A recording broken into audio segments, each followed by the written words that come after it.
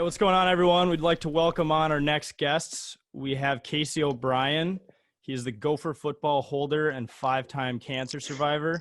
We're also joined by Robbie Stucker. He's a state hockey champion and current Gopher defenseman.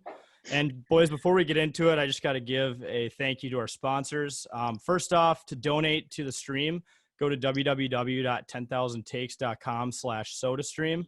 There's a big old donate button on there. You can put in a card, leave us a comment. All the money we're raising through this goes to the Groveland Emergency Food Bank in Minneapolis to help out all the families affected by COVID and everything like that.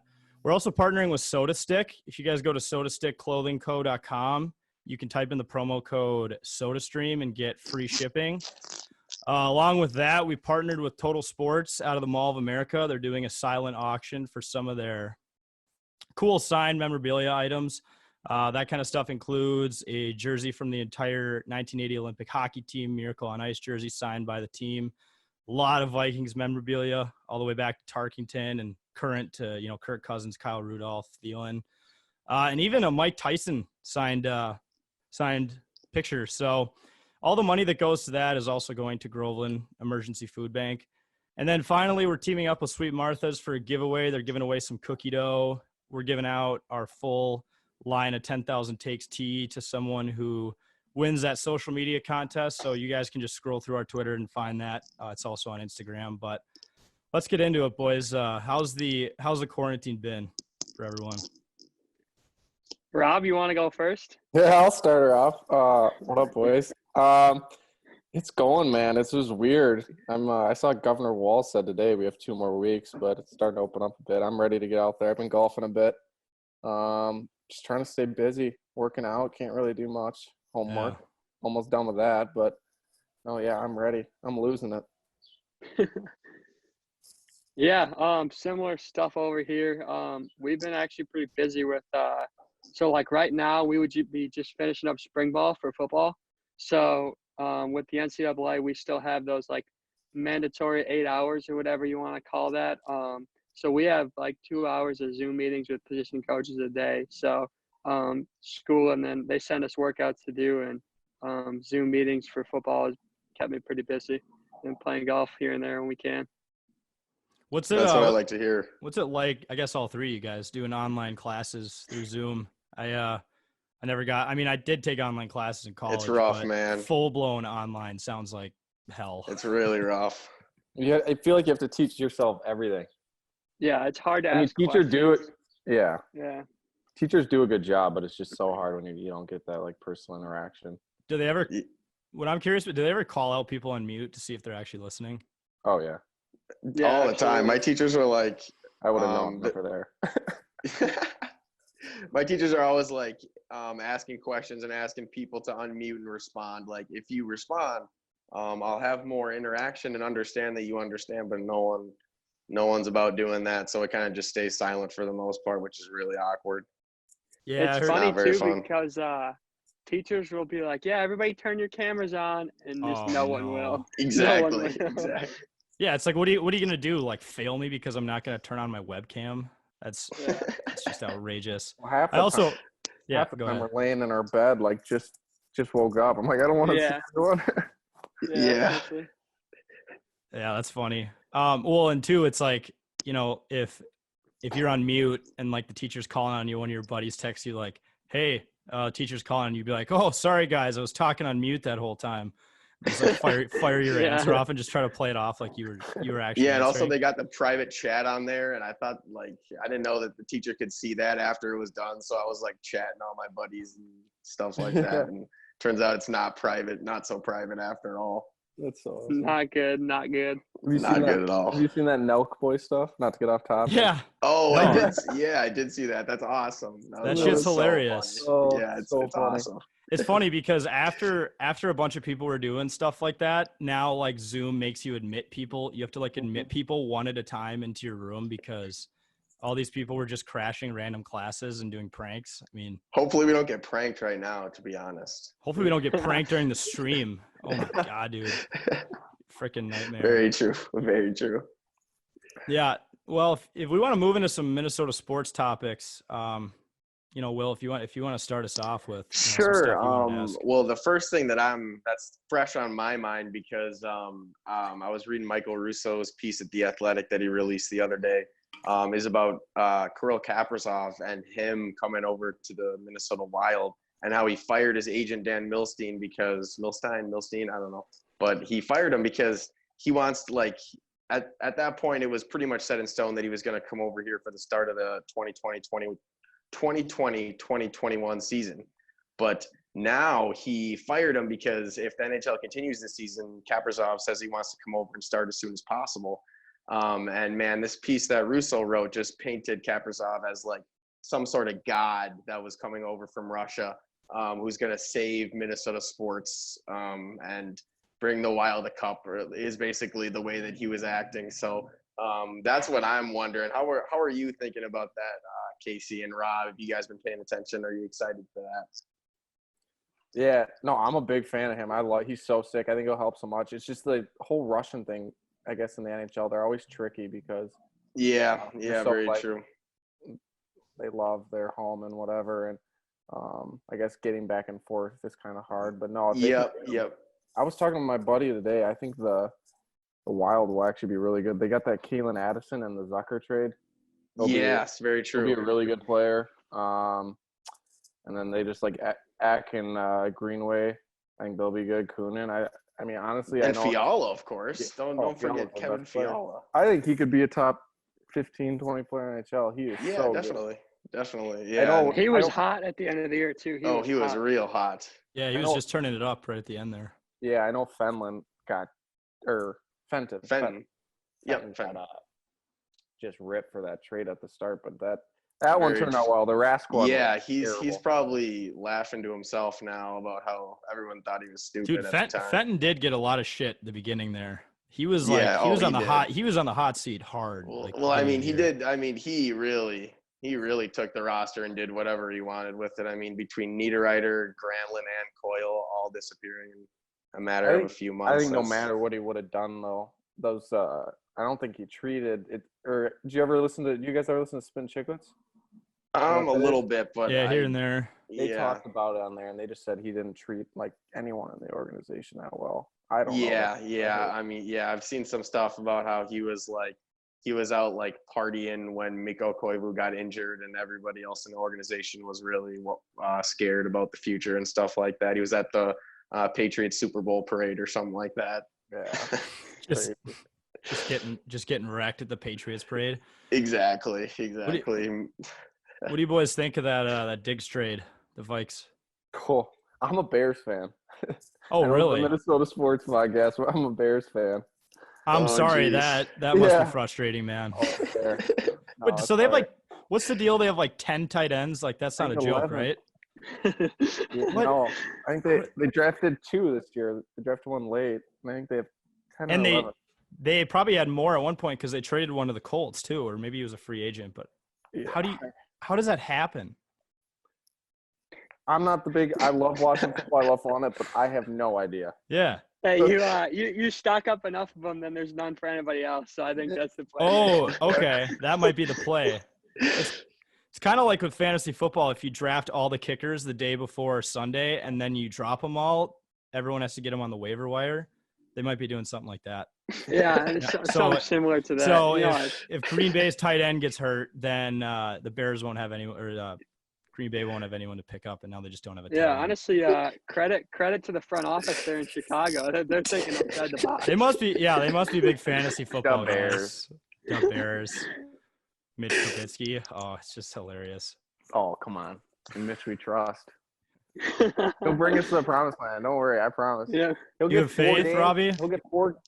Yeah, he'll get 4 games at most if he's doing well, and we're just rolling. Nick Foles can take that paycheck and sit on the bench. Foles is breaking in after that Super Bowl run. Yeah, well, it's just the weirdest situation with Nick Foles, how he was super good in the Super Bowl, and then he decided he was too good to be a bench guy, and then he went to where'd he go, Jacksonville, and was hurt most of the year. So he's had quite a career. Yeah, I know. Well, that's what Teddy did. I feel like if you're a backup quarterback nowadays, you just need your one shot and prove yourself. Teddy's making. Yeah, that's a shame with Tannehill was kind of that way too, and then he kind of stuck with the Titans this year, and he got a big contract. I'm excited to see what happens with Jameis Winston, the famous 30 picks. He got LASIK now. He might be good. We don't know. I was Yeah, reading. There you go. I was Kid. reading that same thing. It was like, it's honestly terrifying thinking about like there's like some Schefter tweet that said like he can now read license plates and street signs. Like imagine that. He was driving in, that entire time, no doubt. Imagine playing in a national championship and like not being able to read the scoreboard. Like you have no idea what the score of the game Well, is. you're not nervous. Well, so like the whole thing was he was like, yeah, I'm basically playing blind. Like I don't like wearing glasses or contacts on the field, but like I can't see. And everyone's like, so like, what are you doing? And he's like, I'm just playing. Like throwing it up. and everyone's like, he's bad. He just throws it to the other team. I'm like, he literally thinks those are his players. That's why. Like they're good passes. They're just to the wrong team. I don't know. Will, Yeah, do you want to get into NHL restarting possibly? Yeah. I know that's so, kind of a hot button issue. Yeah, lot of so I people talking mean, about. I'm sure everybody's seen like 10 different reports here and there about what's going on in the NHL and how they're going to restart. I'm sure the same thing's going on in the NBA and MLB, but I haven't been paying as much attention to those ones. But the latest stuff from the NHL that we've seen is that they're looking at a really late start to next season, whether it be in November or December. And they're looking at finishing out the regular season and playing a full playoffs through August into September and possibly October. And that would just be absolutely wild to see, like the NHL playing playoffs in September and October, especially if Kaprisov would come over and play for the Wild. He fired his agent so that he could do it. So I'm hoping for that, of course. But yeah, I really miss that right now. I'm wondering how you guys are coping with the missing the NHL right now, Casey and Rob, because I know you guys are both Wild fans, and what you think about the NHL restarting. Yeah, no, I was talking to someone, or I was reading something. I know, like, I think no matter what, they're gonna. Yeah, I mean, restart. they would miss out on so much revenue. Yeah, $600 million is what I read. Yep. And I know the players don't want to give that back to the owners or the money, and I guess just the whole league. But no, I mean, just like everything else that's going on right now, it'd be so weird, but that'd be so awesome to have hockey in like August, playoff hockey. It'd be so cool. I'd love that. Well, and they've been. Or go ahead, Casey. I was gonna say like as a Division I football player, I'm thinking of it on the side of the players, and if you play a full playoff and then you start that following season a month later, those guys' bodies are used to like 3-4 months off. That's going to be hard for some of those older guys to make that turnaround. True, and like the quality of this playoff hockey would be a lot different too if they had, like, considering this is essentially their off season right now, in that respect. So they're basically playing a tournament for the Stanley Cup right at the beginning of the season in terms of their body. So that would be an interesting thing to watch for sure. Yeah, I know they I know, like they said, Bettman said that they needed like at least 2 weeks, maybe 3, even to like have a training camp. Yeah, and to play out the rest of the season, I know there's been talks about playing it at the Ralph Engelstad Arena in North Dakota.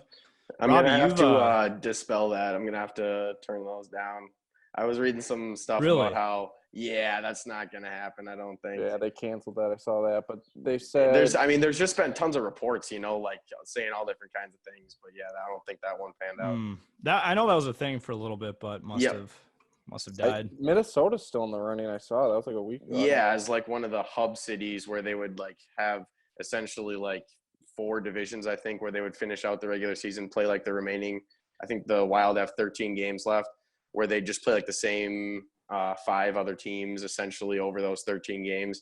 And Minnesota is like one of the top spots for that because it's one of the lowest for coronavirus right now, which is really cool. I'm not sure they'd allow fans, but it'd be cool to kind of have that in town.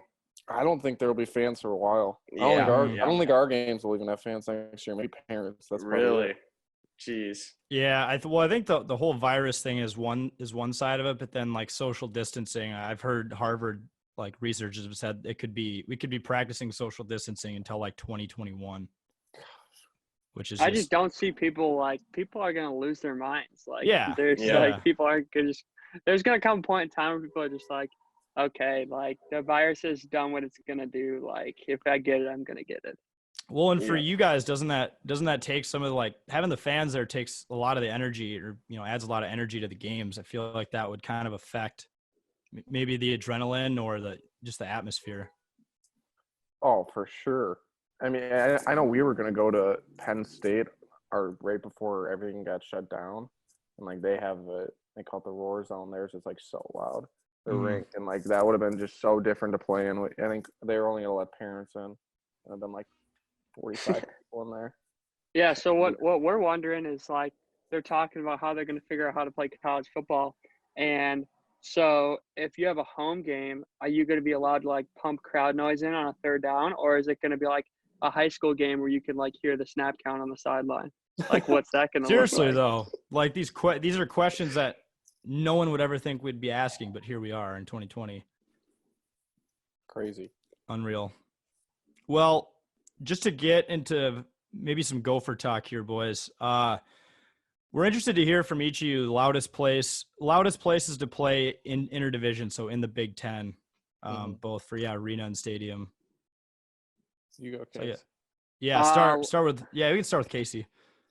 Loudest place that I've been at has been Iowa. That place was a zoo.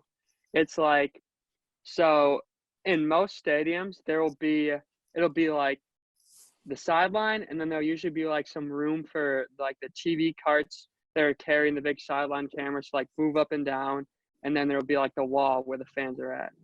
And at Iowa, it's like benches and then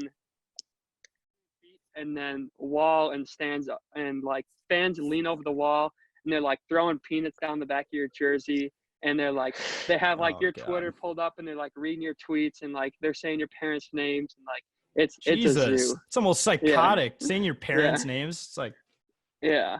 Wow.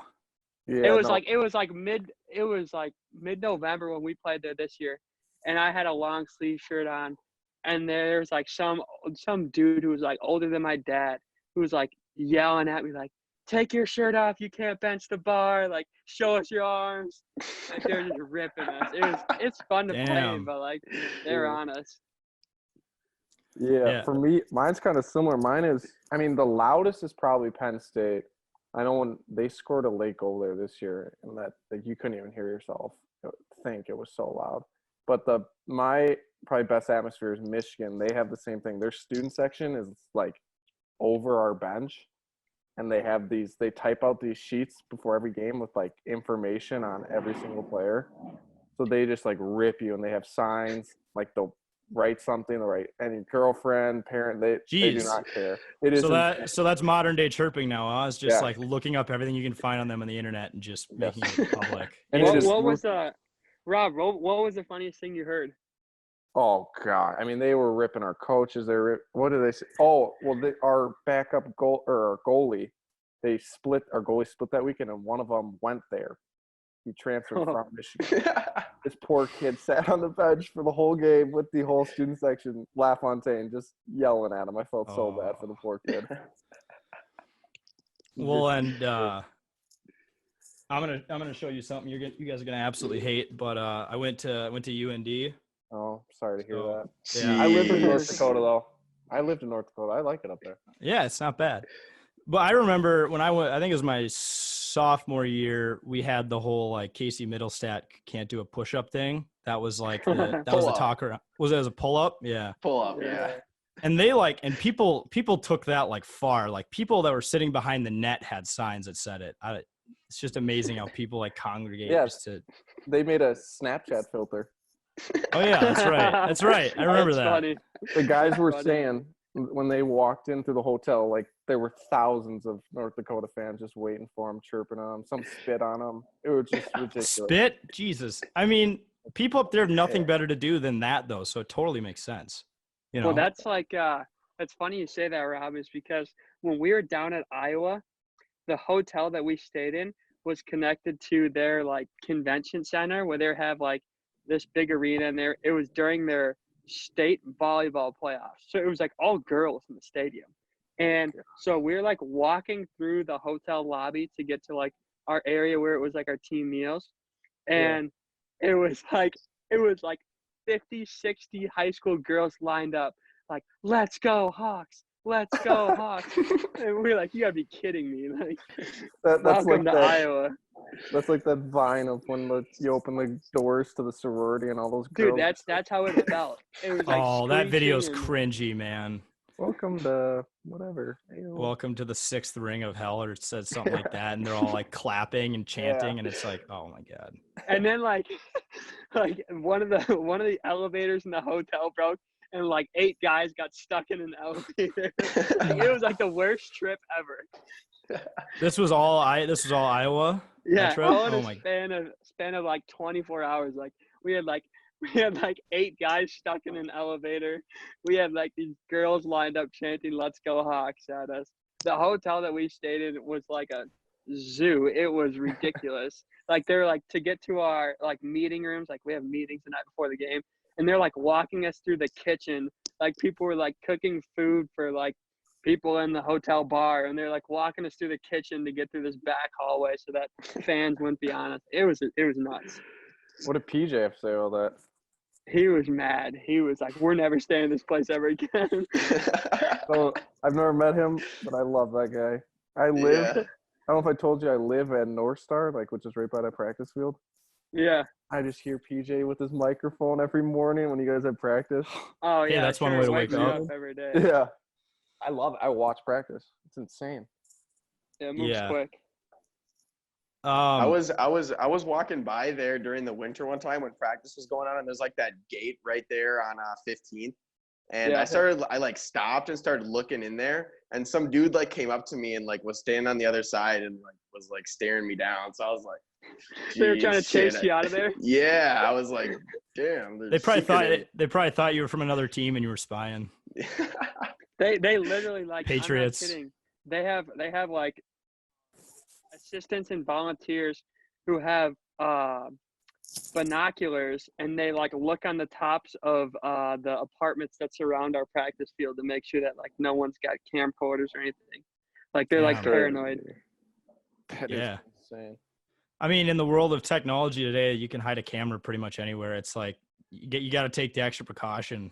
I feel like, especially the Patriots I don't know, and everything. But it definitely worked out this year. You know, the Gopher football is looking pretty nice this year. So sick. Yeah, Casey, tell us about that. Tell us about that Penn State game. What the energy was like, man. If you didn't have a chance to like be in that stadium for that game, it was like no Minnesota. I wasn't at Minnesota Miracle, so I guess that would probably be something similar, maybe even a little better. But like the energy in that stadium was nuts. I'd never seen anything like it. They had like the gold towels, and it was nuts. I was out there for the coin toss at the middle of the field, and like I looked at our student section, and it looked like our student section was like half the stadium. Yeah. It was like everybody was standing. It was fun. It was super fun. Yeah, I was at a bar for that, and it was like absolutely electric, man. Like it was like, you know, I don't even know how to describe it. I mean, everyone was like so happy, and at first people were just shocked. Like, did that really just happen? Like, this is huge, kind of like an unforgettable day in history. But yeah, I'll definitely remember exactly where I was and what I was doing. The buildup was crazy because we both came off of a bye week into that game, and it was like 9 versus 4 in the country or something like that. And there was like 2 weeks of talk building up to the game, and it lived up to the hype for sure. Well, yeah, and we were pissed that GameDay didn't come. That's what this sign is. We set up like a table in the Gopher parking lot. We had mics and everything, and we did like a college GameDay spoof. It looks like it was drawn by like 5th graders. That was the whole plan. We actually had an audience. We just got hammered and like pretend to be like we were on ESPN. But I mean, at least they came a few weeks later, you know, college GameDay. But that was super electric too. Question for you, Rob. With the whole, you know, pandemic and everything, cutting your guys' season short, you know, yeah, like that. What's that like? After the whole, you know, you guys got shut out that first game against Notre Dame, and then you won the next 2 back-to-back to go and then you're gearing up to go play Penn State after that emotional series win, and just what it was like, to just all of a sudden, I mean, everything came crashing down pretty quick. So from your perspective, what was that like? Yeah, I mean, it was hard because our team got so hot at the end there.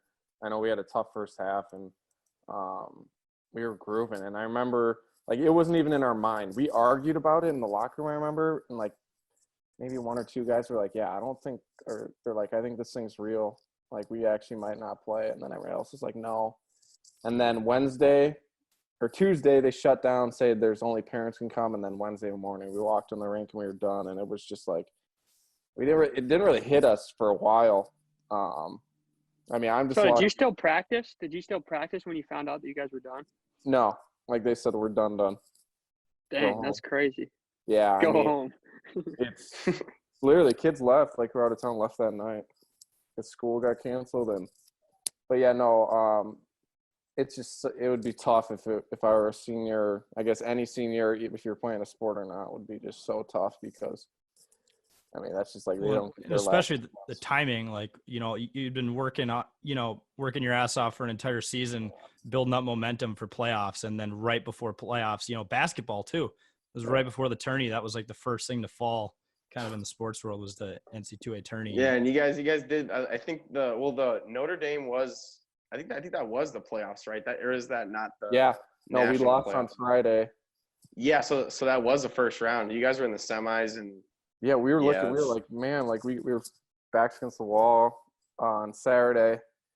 We played really well, beat them, and then Sunday we were up by a lot. But they came back. They almost tied at the end, but we ended up beating them. They were a good team too, but we were able to squeak it out. Yep. Yeah. So Casey, there's been rumors about the college football season. I know there's so much up in the air with sports that it's tough to speculate, but I know there's been rumors about possibly a spring season, and that, we could maybe have the chance to have legitimate football year round. I mean, we've seen leagues like the AAF and the, XFL play in the spring, but, what would it be like? Would you prefer to play in the spring over the fall, or, kind of what's your thoughts on those rumors? I would tell you that I would prefer to play in the fall, and don't write this in stone, but I would almost guarantee that we play in the fall. And that's for a couple of reasons.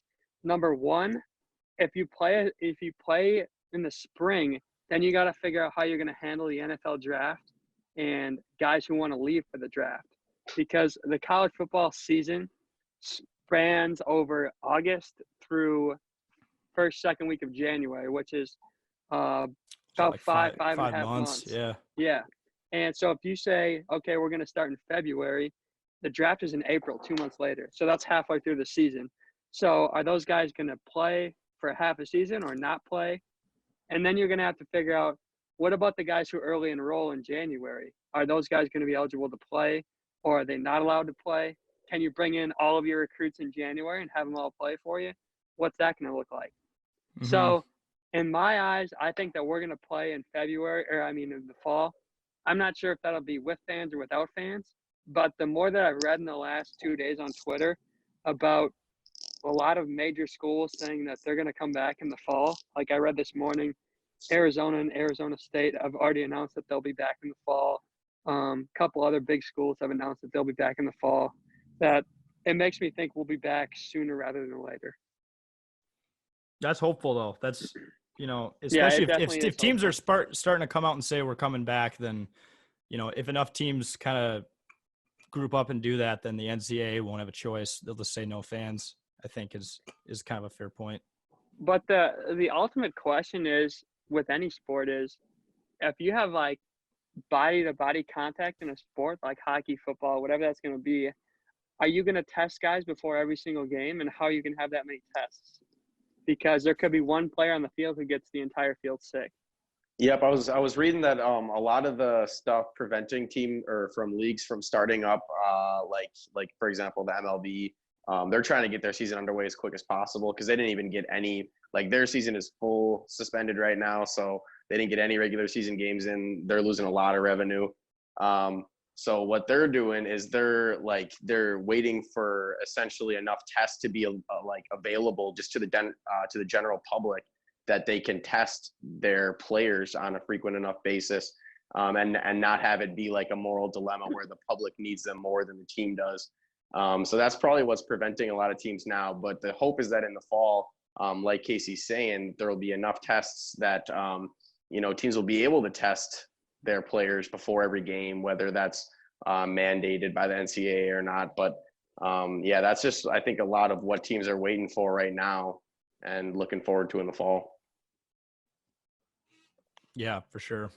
And kind of while we're talking about, like possibly sports changing around schedules or whatnot, I know the Masters were supposed to be in April, got moved to November. Is that right? Sometime. That is right. Yeah. So during the fall, they actually rescheduled the Ryder Cup. I remember originally they had postponed the Ryder Cup to 2021. And then they went back on that and released a new planned schedule. Obviously, everything is subject to change, but they're planning on having the Ryder Cup this year. I want to say it's in October. I don't really recall. But yeah, the Masters is now scheduled for November, and there's no plan to postpone the 2021 Masters. So there will be 2 Masters tournaments within 5 months is that. And on top of that, I think there's 6 majors scheduled for the next golf season, which is absolutely crazy. It's going to make for some great television. And yeah, I don't know. That's just absolutely crazy to me to think we're going to be watching Augusta in November. Yeah. Yeah, I was listening to Kevin Kisner talk about it, and he's from Georgia, and he was saying that on a regular year, Augusta is not even open in November because they take such good care of their turf, like their grass out there, that they're already preparing their grass for the next year. So he said that it's going to be a completely different golf course. Yeah, I think members of Augusta aren't allowed to play what is it? I think December through March or through April till the tournament, because it's just all preparing it for that one event. It's nuts. Yeah, I remember when they where was it? It might have been TPC. I guess it must have been TPC Twin Cities, but they were not, it was Hazeltine during the Ryder Cup, but they weren't allowing members to hit off of the turf for a year before the Ryder Cup. So they had those little mats. Yeah. They had mats on the tee box and stuff like that. You had to carry one around on the course. Yeah. Honestly, I'm iron it's shots a and pain everything. in the ass. Yeah. I hate hitting off turf. It's crazy. All right, now we're gonna do our signature segment here at the Take called Rapid Fire. We're gonna give you guys a minute. We'll do each person individually. We'll give you guys a minute to answer these questions, and I think there's about 10 of them. So try to get them in under a minute. We'll start the clock now. We'll start with Robbie. All right, Robbie, ready? Yep. All right. Would you rather spend the rest of your life blind or in an Olive Garden? Olive Garden. If you were given an all-expenses-paid trip to Cleveland, would you take it? Yes. Hot dish or casserole? What's the official terminology? Hot dish. If a movie was made about your life, who would play you? Oh gosh. My brother probably. Oh, that's a horrible answer. I don't know. I don't watch movies. Fun fact about me, I don't watch movies. You don't watch movies? All right. Would you rather have your head the size of a tennis ball or a watermelon? Watermelon, a lot of knowledge. All right, there you go. Minneapolis or St. Paul? St. Paul. Yes, sir. In self-defense, if there was a swarm of 5th graders coming after you, how many could you fend off? Oh, gosh. My mom teaches those around that age, and I'm telling you, some days I bet I could take all of them. Okay. All right. See, you have reasoning, though, so I believe you. Would you rather wear a T-shirt that's always itchy or a pair of shoes that always has a small pebble in it? Oh, God. Probably the shirt. I don't even like wearing socks. I don't wear shoes. I don't like wearing anything. Probably the shirt. All right. That's a hockey thing. Those guys never wear socks.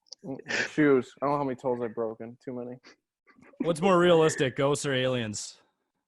Aliens. All right. You have one sport to watch for the rest of your life. What is it? Hockey. Easy. Obvious answer, I suppose. Cool. All right, Casey, you ready? 1 minute Yeah. on the clock. All right. Would you rather spend the rest of your life blind or in an Olive Garden? Olive Garden, they got the breadsticks. Fair enough. If you were given an all expenses paid trip to Cleveland, would you take it? Yeah, I'll go watch Baker Mayfield and the boys. True. Hot dish or casserole? What's the terminology there? Tater tot hot dish. All right. If a movie was made about your life, who's playing you? Leo. All right, Leonardo. Fair enough. Would you rather have your head the size of a tennis ball or of a watermelon?